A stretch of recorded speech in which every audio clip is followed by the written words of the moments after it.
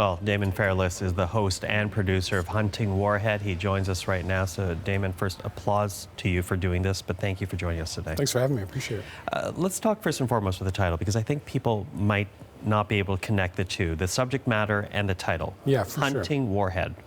Explain that. So Warhead is actually the username of the guy who is running the world's largest dark web child abuse site. And we kind of hunt him down. So, yeah. And he's from Canada, in fact. Okay, so as you say, the largest generator of this type of content. Yeah. And I think a natural question is, why this subject matter? Why did you decide to pursue? Because this is horrific things that happen to children, sexual exploitation, sexual abuse against children. Yeah, it really is. I guess my feeling is, first of all, I'm a parent, and so I think it's really important for parents to be aware of what's out there. And also, I think it's really natural to, maybe want to avoid the topic or be repelled by it. But my feeling is it's one of those things that we actually have to understand really well. So if you think of something awful like cancer, we only solve it by understanding it in detail. It's not pleasant, but it's important to kind of face important scary facts and understand it. Yeah, it's scary. And I can't imagine what you were exposed to, because I do wonder what you discovered about what's happening to children in the dark web. Yeah, I mean, we were really judicious and we never saw anything, but just learning about this dark web subculture is frightening. It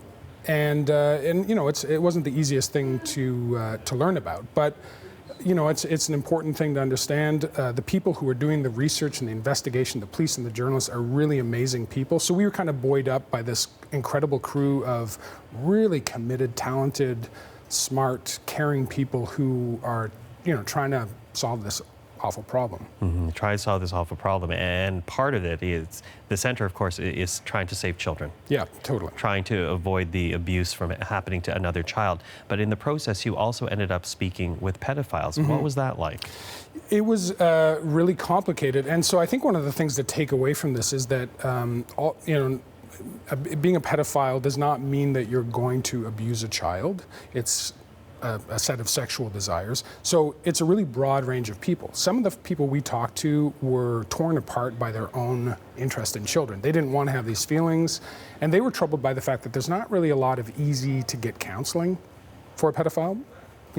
Nobody really wants to take that on. We don't really want to take that on as a society, perhaps, to give people counseling, because we see them as monsters. There are another group of people who, in addition to being pedophiles, are kind of sociopathic. They're building this terrible online culture that supports the abuse of kids. And those guys are really hard to talk to because they're invested in this terrible underworld.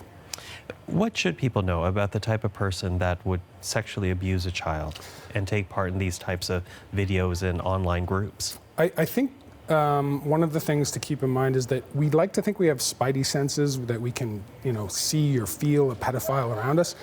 It's in every walk of life, in every profession, every educational, socioeconomic strata out there. So I think one of the important things to take away for parents is to educate your kids so that they can talk about things that are happening to them. So they have the right vocabulary, so that they know what's appropriate for other adults to be doing. We need to be listening to kids so that we can intervene if we hear anything. So we have to educate our kids for that. And also, I think we have to understand that these are not monsters. They are regular people who have an issue that we have to start facing and help them face and deal with publicly. Mm-hmm. Is that what you want people to take out of this podcast, for parents in particular, to know, to identify, to be able to have the language to talk to their kids and to others about this? I think that's really important, and I think one of the startling takeaways for me is that it's hard to get a real read on this, but anywhere from 1% to 4% of the male population may have pedophilic interest. That's a lot of people. And we tend to think that it's the rare, hidden person doing that. I think we have to maybe turn our minds to the fact that it's more common than we think, and we probably need more thought and more resources put into this. Mm-hmm. This podcast, we say, people can start downloading it now and start listening to the first 2 episodes, but I wonder about your process as a journalist. It's hard. This subject matter is hard. It's horrific. Yeah. Was it hard for you to deal with? I mean, I wept a few times doing this. There's a line from George Orwell. He said that, to be a good journalist, you have to face unpleasant facts. And I tend to think that sometimes you have to do that in your reporting. And yeah, it wasn't always pleasant, clearly, but I think it's a really important topic. Important, and as I say, people can start listening. Daemon, thank you for this. Thanks for having me. And that is Daemon Fairless, the host and producer of Hunting Warhead. Now, you can listen to Hunting Warhead with Daemon Fairless right now. You can check it out on the CBC Listen app, online at cbc.ca/huntingwarhead, or anywhere you get your podcasts.